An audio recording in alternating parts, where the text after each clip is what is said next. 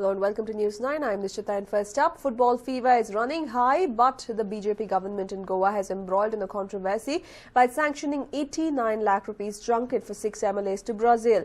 MLA Benjamin Silva put the onus on Sports Minister Ramesh Tavadkar and Chief Minister Manohar Parrikar for the decision to include only legislators on the junket.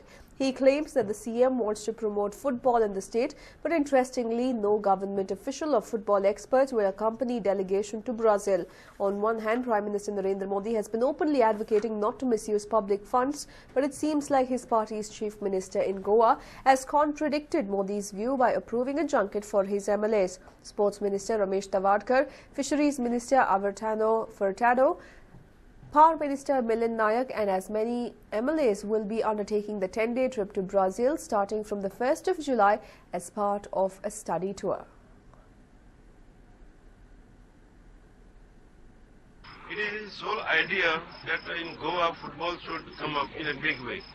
The 17th World Cup in 2017, and it is his vision, our CM's vision, that at least 50% of players should be from Goa in Indian football team.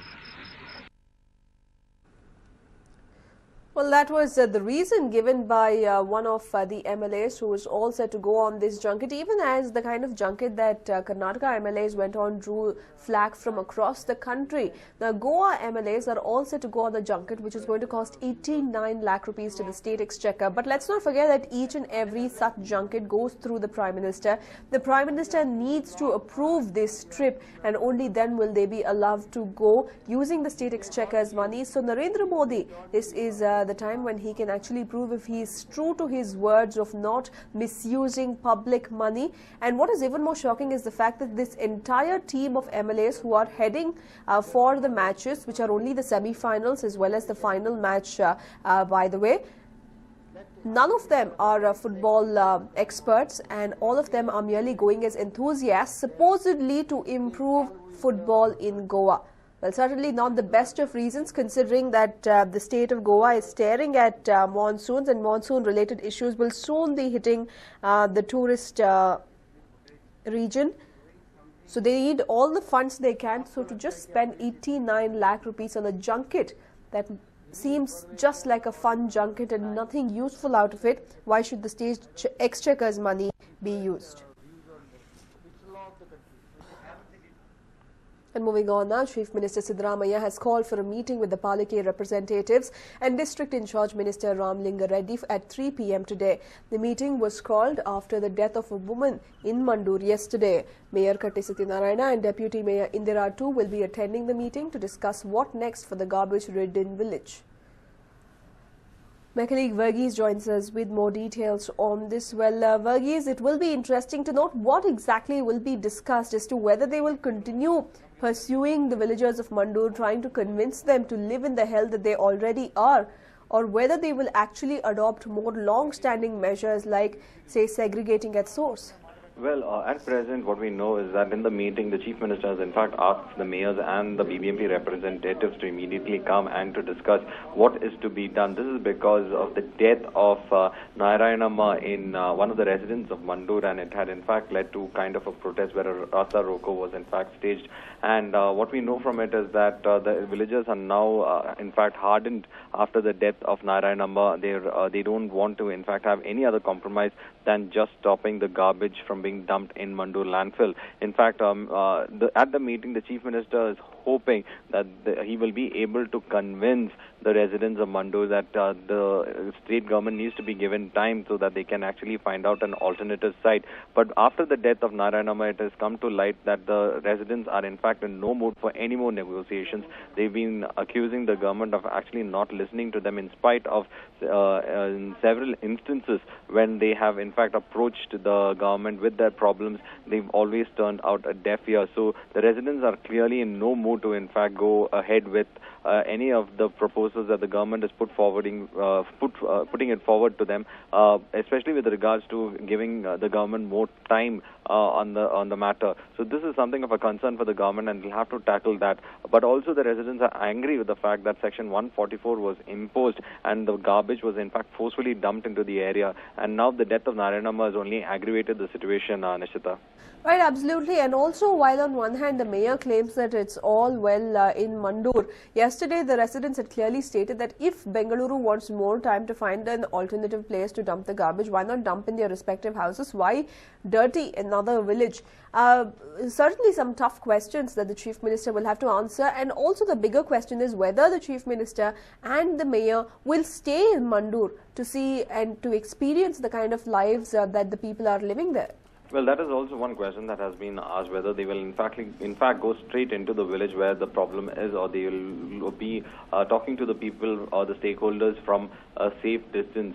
But the villagers are adamant that the Chief Minister must come, and also they said the next course of action, the action that they had planned was to go on an indefinite hunger strike. But they are now going to say that they will in fact speak with the Chief Minister and to find out what exactly the Chief Minister has to offer, and after that they will in fact go ahead with whatever is planned with regards to the matter. But with the question raising that will these politicians or these administrators be able to in fact address the problem, that is a big question mark, because for the problem in Mandur did not start all of a sudden. In the last 2 years there have been 3 garbage crises that the city had faced.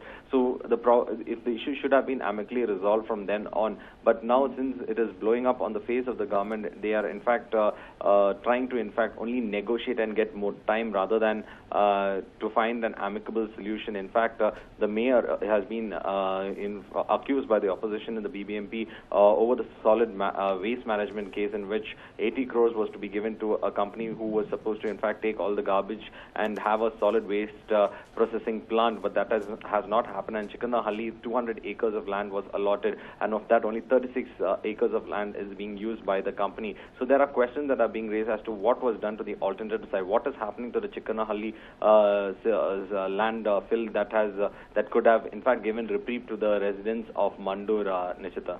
Right, thank you for joining us with all those details. There were gives the Chief Minister will be meeting the Bengaluru in charge Ramlinga Reddy as well as the Mayor and Deputy Mayor today in connection to the Mandur issue.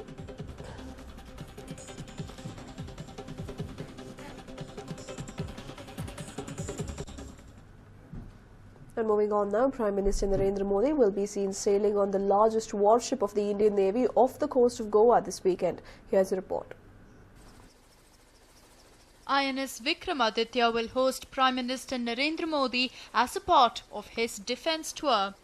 He will be sailing on this big boy off the coast of Goa.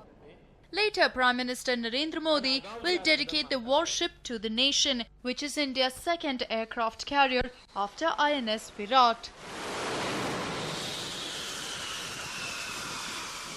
INS Vikramaditya, that was commissioned by the then Defence Minister A.K. Antony in Russia, is the newest and largest ship to join the Indian Navy on November 16, 2013. The warship, that is already in the Arabian Sea, has an overall length of about 284 meters and a maximum beam of about 60 meters. This warship is about 20 stories tall from keel to the highest point, and the ship has a total of 22 decks. Vikramaditya is literally a floating city in itself.